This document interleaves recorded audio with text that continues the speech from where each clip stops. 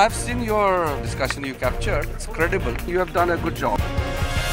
It's quite a shocking revelation. Daud Ibrahim talking to the channel. Congratulate you and your channel. Channel needs to be congratulated. एक अच्छा प्रयास है news 18 का। दाऊद को आपने track किया है। I think ये बहुत बड़ा एक माइलस्टोन है। He is in Pakistan. No doubt about it. Hello. हाँ जी। दाऊद साहब, of course. Hello everyone, good evening. If anyone had any doubts about Dawood Ibrahim's whereabouts, we gave you the proof, and it was proof so strong that today there is an admission from the Pakistani establishment. Yes, we have him, they're saying now. And no less than a former defense minister has admitted that Dawood is very much in Karachi and that they have no control over him, implying that he is living the life of a king under the protection of the ISI.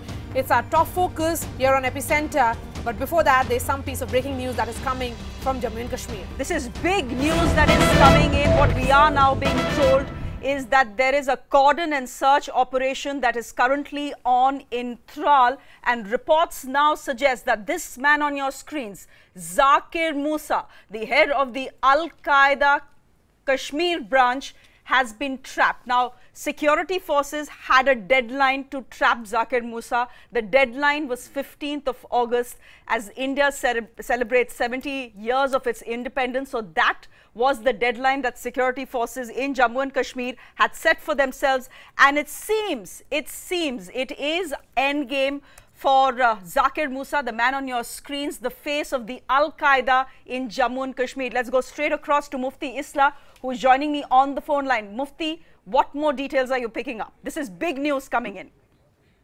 Absolutely, and this is a village called Noorpur. In fact, Zakir Musa, who is the new commander of Al-Qaeda, the Kashmir chapter, belongs to this.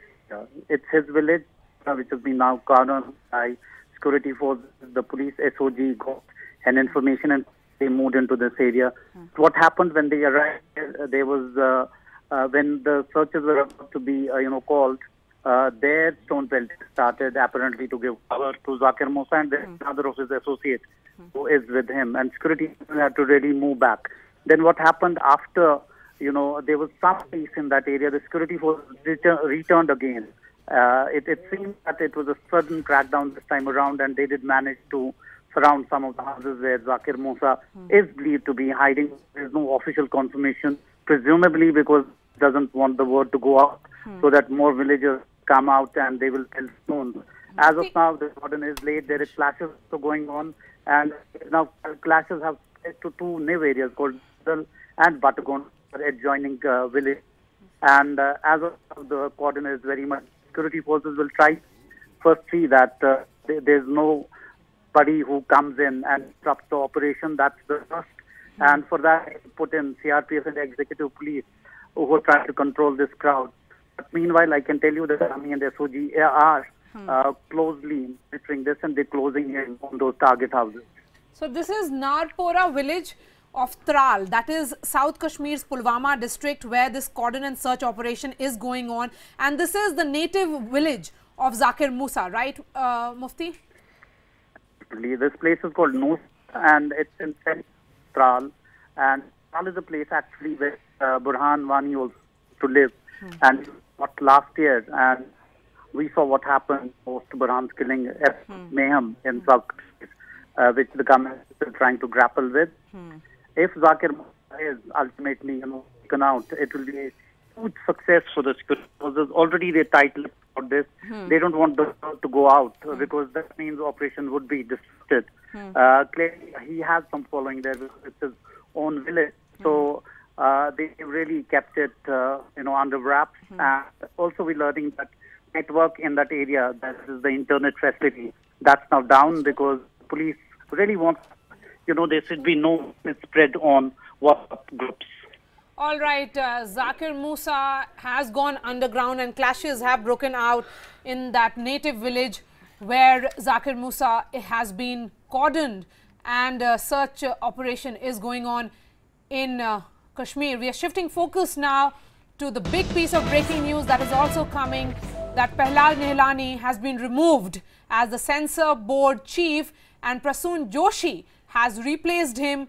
Why has the I&B ministry done this? We'll get more details on this. In fact, Bhupendra Chaubey is joining us live. Why this move, Bhupen? This was in the pipelines, Marya. This was, in fact, just last week. I myself had done the final interview with Prahlad Nilani, which could be dubbed perhaps as his exit interview. And in that interview, Prahlad Nilani was almost giving this very clear-cut sense that his days as censor board chief were numbered.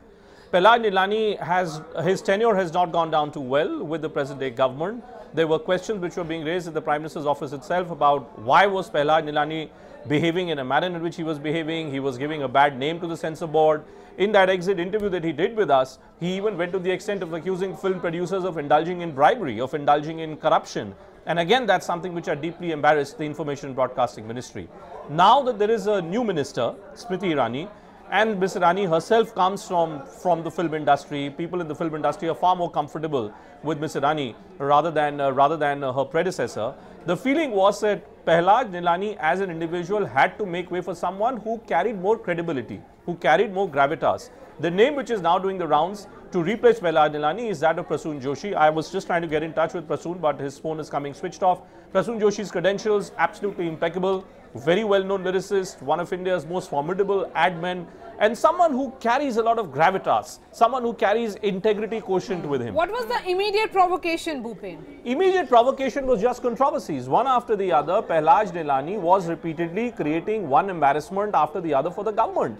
Prahlad Nilani in these last 2.5 years has only been in the news for offering the number of cuts, whether it was a kissing scene in a James Bond film, whether it was in the Shah Rukh Khan starrer Harry Met Sejal when he objected to the use of the word intercourse. It was felt that he was bringing a bad name to the entire profession of film industry itself. Bhupen, do stay on with us. Filmmaker Sudhir Mishra is joining us on the phone line, and he's someone who has run into trouble with Mr. Nilani as well, along with a host of other filmmakers in Bollywood.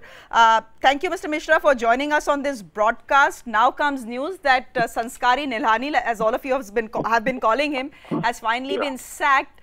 Your first reactions, is it good riddance more than anything else? Well, I mean, I'm glad because somebody was taking on, the mantle of Indian culture, and which we kind of refused. And she was kind of like an obstruction to many of us speaking freely and without fear. And it was totally unnecessary, and it was really arbitrary. And then, it was downright insulting, the way, for example, the producer of Dhoundial was, treated. So, I mean, there was some word coming from the top for the censor officials also to behave in a certain way with filmmakers, which was downright insulting. And I think, Mr. Mishra, do you, I know you were about to say good riddance. I'm sorry I interrupted you there. Mr. Mishra, a quick question to you here. Is it a little unfortunate that it came to this, and it's only after, a 3-year reign, which was extremely controversial, comes this sacking, that this sacking should have come a long time ago? Yeah, I think so. It should have. I mean, we've been objecting, and I think this is also a sign of how directors, for instance, for the first time, got together. So I'm thankful to Mr. Nilani for bringing us together and making us realize that we all have to stand by each other. For the first time, the director of the station stood by together. All of us were on stage for not our own film, but a fellow filmmakers' film for, Phantom, for Urta Banda, for all sorts of films. So we were for Lipstick Under My Burqa. So, I mean, I think it's come too late. It was totally unnecessary what he did. I think it's about time. So better late than never. I'm very glad. Thank you so much for whoever has made this decision. Right. In fact, there was a meeting of CBFC members which had been called by Nilani in Thiruvananthapuram on July 28th. And the Minister of Information and Broadcasting sources said that it had been indicated to him that he might be replaced. Mr. Mishra, thanks so much for joining us. Let me go back to Bhupen and get some details as to what really made the Information and Broadcasting Ministry take that call. Bhupen, there was a meeting that took place in Thiruvananthapuram on July 28th. The Minister of Information and Broadcasting sources are saying that they had indicated to Nehlani that he might be replaced because he had been really at the center of a lot of controversies. Now it clearly looks like that the government understood that if Mr. Nehlani continues as the CBFC chairman, questions were rather being raised on the functioning of the government more than Mr. Nehlani himself. Well, just to get more details on this story of a meeting being called of the censor board in Thiruvananthapuram, that matter, Marya, actually had reached the court. The reason why this meeting of the censor board was called for in Thiruvananthapuram was because a film producer had raised strong objections to the manner in which Mr. Nehlani had ordered cuts in his film. That film producer went to the court, and the court ordered that a full meeting of the CBFC must be held in Thiruvananthapuram to ensure that a proper decision is taken as to what was acceptable and what was not. Censor board member Vani Tripathi, who was at that point of time in London, was specifically called from London to be a part of that meeting. But Vani Tripathi herself had taken this position that Pailaj Nehlani's continuation as the censor board chief was something which was bringing bad name to the film industry. It was bringing a bad name to the censor board itself. That meeting never took place. In that meeting, because full quorum was not present, it was Pailaj Nehlani himself reached there, the film producer was there, but the other members of the censor board refused to be a part of that meeting, citing differences with Pailaj Nehlani. Ashok Pandit, another well-known filmmaker, has been repeatedly holding one meeting after the other with members of Motion Pictures Producers Association, something which he heads, where repeatedly memorandums have been sent to the central government that Pailaj Nehlani should be replaced. So what you were looking at was a situation which had built where Mr. Nehlani was on one side and members of the film industry now were beginning to grow on the other. And I think what really added to this entire mishap which was waiting to happen was that explosive interview which Mr. Nehlani gave to us, where he directly laid allegations. He directly leveled allegations of corruption, of bribery against top filmmakers. I remember distinctly asking him if he was saying that Anurag Kashyap and Karan Johars of the world were trying to bribe members of the censor board to get certain certifications. His answer was in the affirmative. Because his answer was in the affirmative, it's for that reason, exactly for that reason, that Mr. Pailaj Nehlani was told post that interview that it's not something which was acceptable to the government, and therefore he must think in terms of either resigning on his own or being asked to go. He did not resign. In that interview, he even said, nobody's asked me to resign, so there is no question that I'm ever going to resign. So well, there you have it. There you have it. He's been sacked. That's the way to put it. He's been sacked for the many controversies he has kept us entertained with. Bhupen, I'm sure it was not very entertaining for all those film directors and producers who had to bear the brunt of his idiosyncrasies. He's been called Sanskari Nehlani for even Marya taming James Bond, cutting down his kissing scenes. But the buzz now is, the news now is that Prasun Joshi could be replacing him. Certainly a more credible face and certainly a more credible voice. Also a quick update that is coming in from Jammu and Kashmir. Important to tell our viewers that Zakir Musa, the face of the Al-Qaeda in Jammu and Kashmir, well, he has been trapped in Tral. That is a story we are keeping track of as well, and we'll try and get you an update as soon as we get it. But interesting, Shreya, is also the kind of decisions that are being taken by the new INB minister. So clearly tough decisions being taken by Smriti Irani, and one of the reflections that we are seeing today in that with the sacking of Pailaj Nehlani. Breaking at the top of 7, the big fallout of CNN News 18's 14 minutes long phone conversation with Dawood Ibrahim. Pakistan's open admission that they have Dawood Ibrahim. This admission is coming from a former defense minister, no less. Chaudhary Ahmed Mukhtar has told CNN News 18 that yes, Dawood indeed is in Pakistan. He also says, we have known this for a while, but Pakistan won't hand Dawood back to India. Now, Chaudhary Ahmed Mukhtar has served as Pakistan's defense minister for a period of 4 years and was in charge when American forces took out Osama bin Laden in Abbottabad.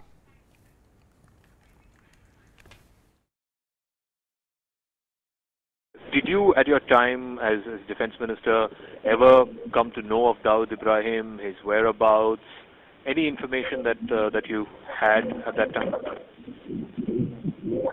People in Pakistan generally were not aware of who he was, because they thought this is not our duty to convey all these things to the people in India who would like to see or meet or whatever they would do. So we have no control over him. We have no. Earlier also we never had any control on him, and we kept on going without his changing his seats. He should be a very sharp man, and he was getting and running from one place to the other. We were not involved in it, and we were not a part of the whole thing. Do you think Pakistan will ever hand over Dawood to India? I don't think so. Then we create something, and then we want to finish up that thing. So then it's difficult. Okay, but you did have information when you were Defence Minister that Dawood was in Pakistan, that he was living in Pakistan. He was. Yes, he was there, but he was not under our control. Whose control was he under is the question. The ISI is the obvious answer. Now, this is the first ever admission from the Pakistani establishment that Dawood indeed is very much in Pakistan. Now, to every dossier that India has sent to Islamabad, the answer so far has been a standard: we don't have him.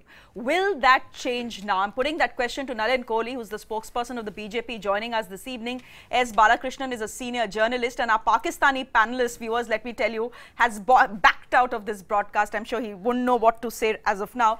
Nalin, I'm coming to you first. Thank you very much for being here. 24 hours ago, we put out a conversation with Dawood Ibrahim. Now, 24 hours later, there is an acceptance from no less than the defense, at least a former defense minister of Pakistan. Yes, indeed, Dawood Ibrahim is in Pakistan. We have known it all along, only he is not under control. Does that change things? Is it time for India to possibly approach Pakistan once again as far as Dawood Ibrahim is concerned? Well, first of all, I don't think it comes as any surprise, because this is a fact that our agencies have been repeatedly saying. Pakistan has been denying it repeatedly. Because Pakistan as a nation is very schizophrenic. They just believe that, they can tell a lie and believe that that's the truth. The same was with Osama bin Laden, whether it's Dawood Ibrahim or the others. So that's, no surprise. With regards to having no control, that I think is an important statement. Because when a former defense minister can say that within the territory of Pakistan, the government exercises no control, and I think the international community has to pay attention. That means Pakistan has spiraled out of control of its own government. And that means anyone, not terrorists, we already know about Hafiz Saeed and the others, they are moving freely, fearlessly. So if they have no control over such elements, then we have to bear in mind, this is a time bomb waiting to explode, because terrorism knows no boundaries. Right, perhaps and the interests of terrorism are all interlinked. Yes, Nalin, let me take that question to Shafkat Saeed, who is a defense expert and is joining us from Islamabad. Mr. Saeed, thanks so much for joining us.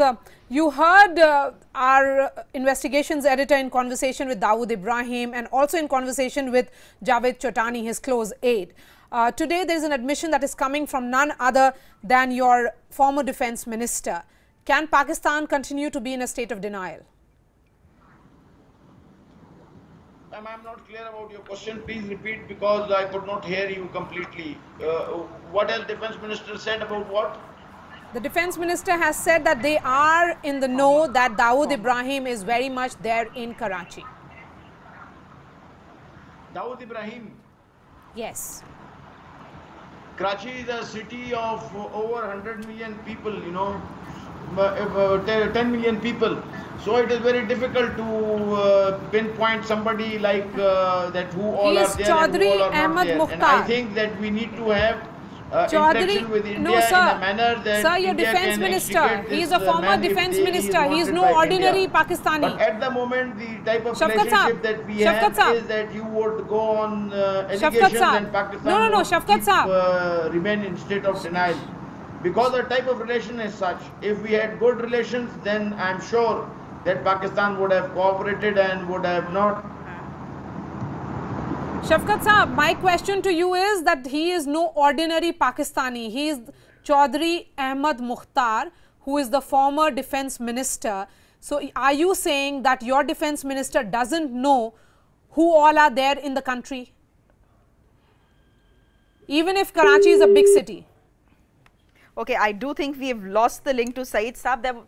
That was a very weak explanation that one saw, that Karachi is a large city where millions of people live. So how is it possible for the government to know if Dawood Ibrahim is actually in Karachi or somewhere else? It's a, I mean, I don't know, it's a weak, stupid defense to give when your own defense minister, a former defense minister who served Pakistan for 4 years, is admitting that Dawood Ibrahim is indeed very much in Karachi.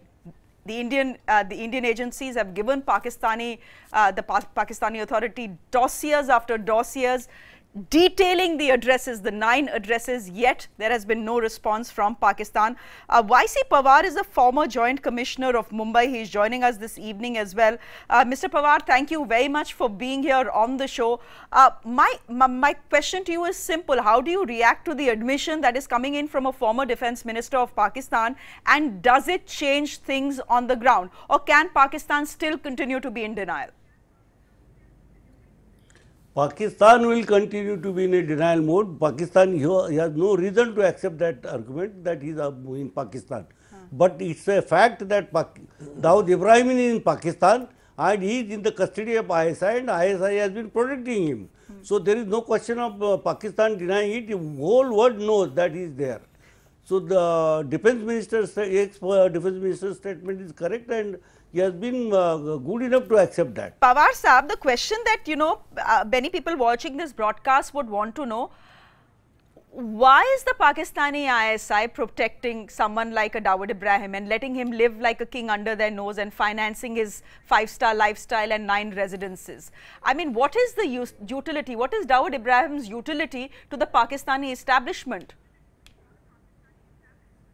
Utility of Dawood Ibrahim to Pakistan government and ISI and army is so much that he knows all the secrets, because he was the man who monitored and engineered 93 riots and blasts. And because of that information and further his involvement in the further bomb blast and attacks on India and militancy. So he has got volumes of information. And Pakistan would never like Dawood Ibrahim to be alive in the hands of India. If at all Dawood Ibrahim is being caught, there is a chance he will be finished by Pakistan first, and the dead body will be handed over. Right. Let me get S. Balakrishnan, a senior journalist who has tracked the underworld very closely. First, we heard from the Don himself a clear clincher there, which shows that Dawood Ibrahim is indeed in Karachi, very much in his plush bungalow there. Now we have the former defense minister accepting that he is indeed in Karachi. Mr. Balakrishnan, as a journalist, do you think what is missing right now is political will, perhaps? There have been dossiers sent in UPA, the dossiers have been sent in this government as well. But what is missing is political, will to get back Dawood. Marya, you're 100% right. But one thing I would like to point out is that yesterday you guys had a world scoop in the form of an audio confirmation about Dawood's presence in Karachi. And today you have got, you have followed it up with the first time in the history of Pakistan they have admitted a former defense minister, not some low-level official, confirming that Dawood is indeed very much on their soil. So having said that, and to revert to your question, the problem is whether it is UPA government or this present government, NDA government, there is absolute lack of political will. I would like to ask, people are saying that how we can go get him from there, there will be diplomatic fallout, there could be a war and all those things and all that. But my simple question which I have been asking for long is that Dawood Ibrahim has got huge assets, business interests within the borders of India, in Mumbai and then other cities adopting. What prevents the Narendra Modi government from cracking down on that? They have got a list of builders who regularly have been going to Karachi. From here they go to Dubai, they are given a fake passport by Dawood's men in Dubai, and from the straight they are taken to Karachi. The whole meeting with Dawood, his brother Anis Ibrahim, business deals are struck, and then monies are transferred through Hawala. Everything is going on and the government knows about it. So what prevents our government from cracking down on people who are hand in glove with him over here? In Mumbai, some of the biggest real estate cluster developments which are going to generate profits of not less than 1 lakh crores are going on right now. I have written to the government, I drawn their attention to this. For heaven's sake, these are not mere real estate development, because the kind of money that is going to be generated, it is going to be rooted for it's a very fair question to ask. But it's a fair question lack of political will. Lack of political will, and why can't we strike at his business interests which are within the boundaries of India? If you can't conduct a surgical strike across the border to taking him out is one thing. Nalin, answer that question. Well, first of all I can in no way accept or confirm that what Mr. Balakrishnan is saying is the accurate truth. The expert on this is going to be someone who deals with the subject. It obviously has to be in the security agencies. Now, Mr. Balakrishnan is in his rights as an Indian citizen to articulate his point of view, because that constitutional right is available to all of us. Whether it is correct. Now, let me put a few things that I understand without in terms of Mumbai and the real estate. Whatever I read, and every economic daily speaks in volumes of it, the real estate sector is in a mess. There is no demand. So I don't know where this 1 lakh crores profit is coming, because on a daily basis, somewhere or the other, there is a story, at least in all newspapers on the business pages, real estate is in problem. One was a leading real estate story in today's paper in Delhi. So therefore, you know, these kind of vast, big statements to say are, I think, good for television. Whether they are correct, you should ask the concerned people. The second part is with regard to a political will. If there was no political will within the Narendra Modi government, then you wouldn't have seen a surgical strike. You wouldn't have seen what we are seeing in terms of how we deal with our neighbors in the neighborhood. Nor would you see a concerted effort to take out black money and the economy that perpetrates crime also in some way or the other. But with regard, when you come to Daud Ibrahim and you say, you expect me to be an expert on Daud Ibrahim, I think that is an over-expectation. No, the simple question is, what is the problem in going to Pakistan once again with a dossier? I know we have tried a million times, maybe, you know, 105th time could work, given that there's concrete proof on the table and an acceptance from a former defense minister. Come off it. No harm trying, right? It is an option. It is an option. No, it's an option. But, you know, the other point is that the government may not also, like, for example, we say terror and talks don't go on. There is hardly any talk at the moment. So sending a diplomatic just to prove a point that yes, a TV channel did something, somebody may also feel that why do it? On the other hand, with regards to Pakistan, we should take their defense expert statement on face value. And that face value is when he says it's a big city, how can we know? He's a former defense minister. The gentleman was on a show. The gentleman on your show a short while ago. He's some defense expert, not a former defense minister.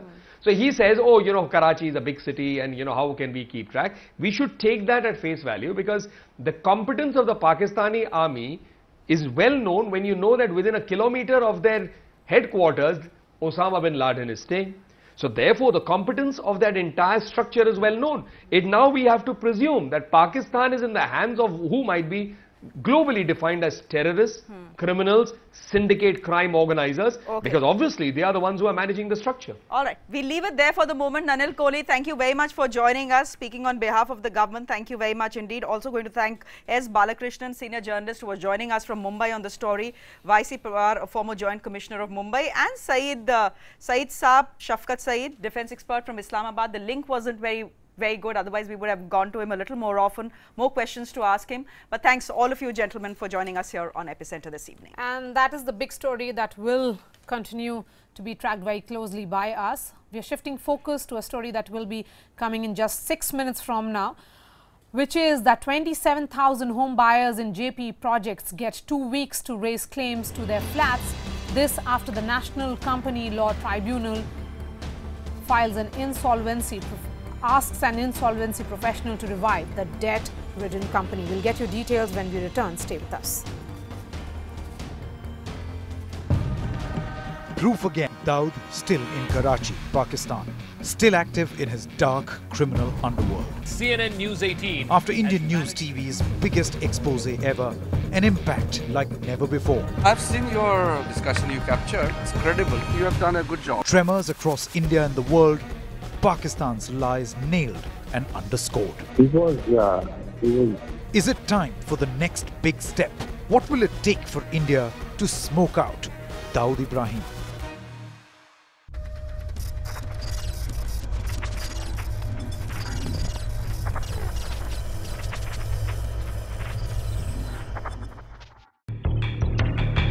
In 2016, CNN News 18 exposed the JP mess. You harass people individually. No, that is not right. That's not right. This is what you are doing. Now, the group declared bankrupt. अभी तो ऐसा लगता है कि मिलेगा ही नहीं कभी भी. The dream house has been shattered. Buyers left without a home. जो हमारा पैसा है वो हमें कैसे वापस देंगे? ये समझ से बाहर है. जबकि इनके पास पैसा है, पता नहीं इन्होंने क्या किया. उसकी जांच होनी चाहिए. Dream home won't be a reality.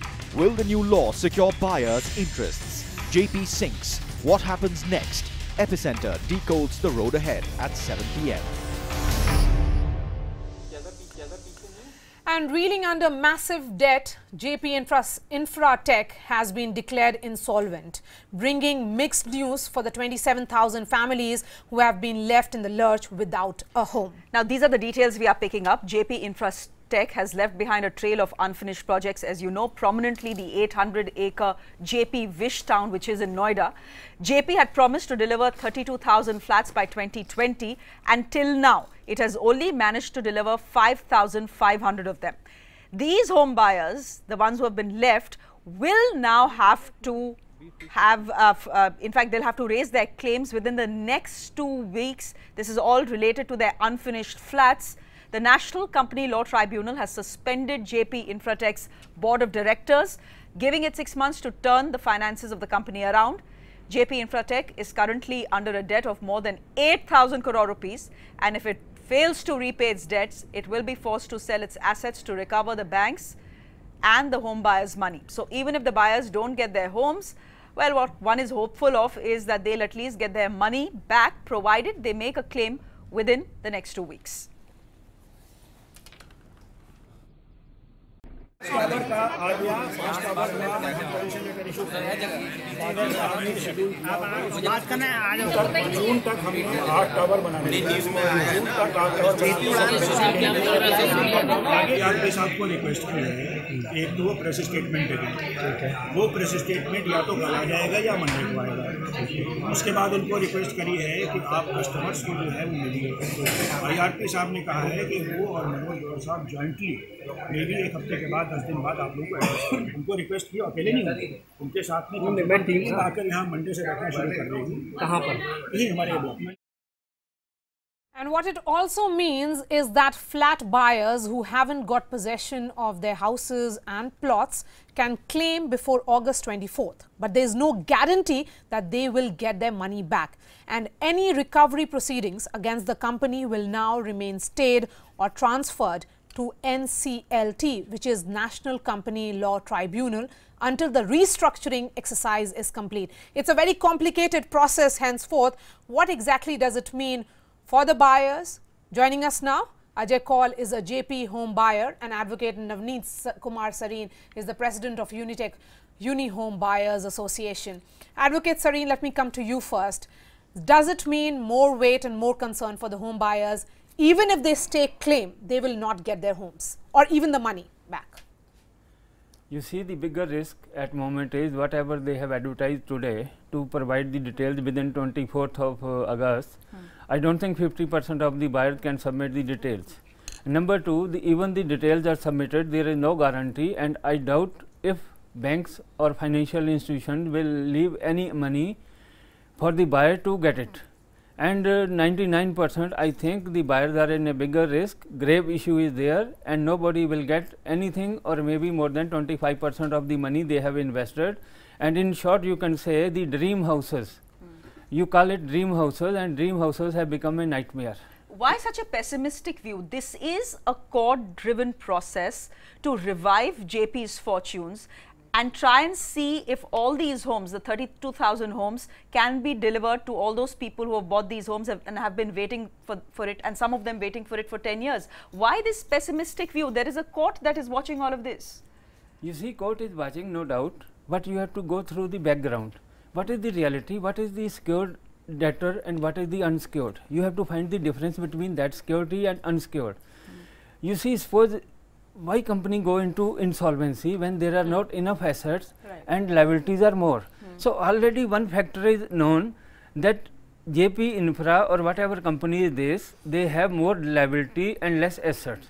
And when there is already secured creditors are having more debts, then from where the money will come for the home buyers, from where they will refund the money to home buyers, and even if there is anything left, that may take another 4 to 6 years to settle these accounts. So it essentially means that people like Ajay Kaul will have more weight, you will have your EMIs going up, and at the same time there is no guarantee that at the end of the day you will get either the check of the principal amount that you have invested in or even the house. Right now buyers are completely left high and dry, and the reason is today we don't have any means to go anywhere. The reason is that the cases which we have actually had with the NDRC, we have filed FIRs with police here. Around 200 plus FIRs have been, no action has been taken.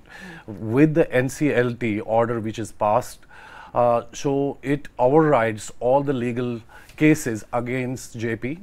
So that is the one way where JP has actually tried to escape. It's an easy escape route for them to escape from all the liabilities in terms of the legal obligations. Advocate Sareen, exactly, because this clearly looks like a method in which JP's lawyers have ensured that they would be protected. Because in case if they do not have to return the check and this goes through the NCLT process, it's delay without any result. That's the truth, but that's the hard fact. Our country's law permitted that. Our country's government, even forget the country government, you see the UP government, new government came 4 months back and Yogi ji was working very nicely and they assured many things. But you see in 5 months, Noida authority has not signed even single file. Why Noida authority is sitting on? I tell you one, very disturbing news. Today you have seen just JP, but if you might have seen in the paper, 5 builders are going to be insolvent. And there is another 11 more names are there who are going to be insolvent within next few weeks. And then the list won't stop here. There are 57 builders who had applied for PSP under the policy of project settlement policy with Noida authority, and Noida authority and UP government are sitting on those files for last 7 months, and those 57 project builders are also going to be next casualty. I'm just trying to look at the silver lining here, Mr. Kaul. You're talking about all those 250 cases, police cases that you have registered under JP. Now with this NCLT order that comes in and this insolvency professional who comes into play right now, you're saying all those cases go out of the window. So JP essentially has saved itself. I get your point. Exactly. I get your point. But isn't that in larger interest, in larger good? That here is a chance for all, I'm just trying to look at the silver lining. Here is a chance for all those 27,500 home buyers of JP Wishtown who still haven't got their homes. This is that one chance that you can either get your homes, get your flats, or get the money back.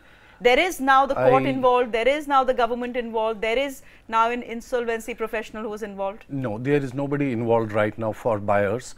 We are actually on the roads. Like I mentioned that it's not 27,000 buyers, it's more around 40,000 buyers. Buyers have paid around 19,000 crores or up to 25,000 crores to JP. As per the NCLT law, we are nowhere. It is for the secured investors and the loans who have provided loan to banks, but there is no clause for the buyers. We does not fall as the provider of the loan to these this JP. So where we stand today, what we have done legally, those options have gone. We can't go to court, we can't go to police, government is not doing anything right now. If we talk about the Modi's vision of, our Prime Minister's vision of Apna Ghar, Apna Sapna, so I don't think that they are going to, will be able to achieve that, because those homes are actually being created and given to people who will actually get some subsidy. We have already paid 95% of our hard-earned money, and the flats were supposed to be delivered, most of the flats in 2013. So it's almost 4 to 5 years of the delay. And we are not getting any assurance from JP. We met the JP management today. They are saying our powers, we don't have any powers because board has been dissolved. Now the new IRP Anuj Jain, who is going to, he will take the decisions. So this is more delay and bad news for home buyers. Ajay Kaul, Advocate Sareen, thanks so much for joining us. In fact, buyers of JP homes have been left abandoned, having spent most of their life savings towards a house that was never built. This was a dream house. This was supposed to be a dream house. As Mr. Sareen here said, it's now turned into a nightmare. Here they are speaking to Nitisha Kashyap. Some of them say they are going to be protesting, fasting on to death. Let's take a look at Nitisha's report.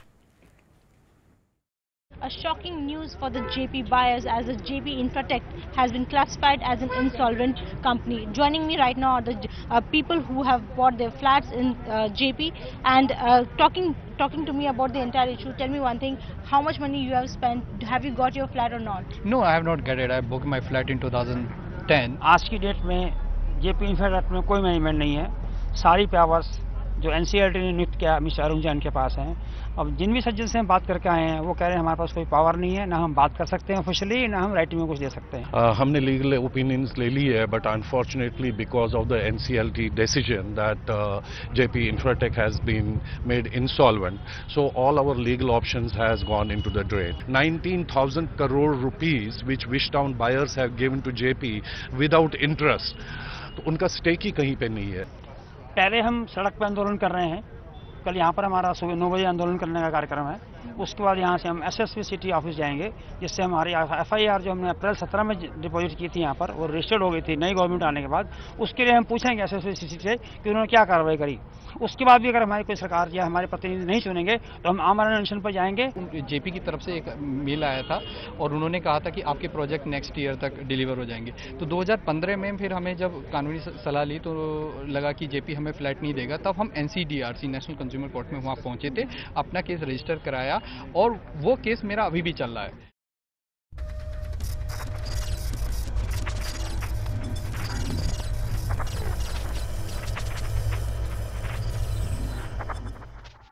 In what might be a breakthrough by the Indian Army, newly appointed Al-Qaeda chief Zakir Musa is believed to have been trapped in Noorpura in Tral district. Now there are some conflicting reports that are coming in. First, let us tell you about the report that we got initially. Security forces were informed about Musa's hideout and the area that he was roughly believed to be in. That area has been cordoned off. There is a search and cordon operation that is going on. But there is also news that is coming in now, not completely confirmed, but news coming in that Zakir Musa may have escaped. There were approximately 6 terrorists who were holed up in Tral, and the news that we are now getting is that Zakir Musa perhaps has escaped. Now this operation is coming 2 days after 3 terrorists who were known to be Musa's close associates were gunned down by security forces in Kashmir. What I can tell you is that Zakir Musa is on top of the security forces kill list. The deadline, Marya, was 15th of August before India celebrates its 70th year of independence. So he was top on the list. 15th August was the deadline.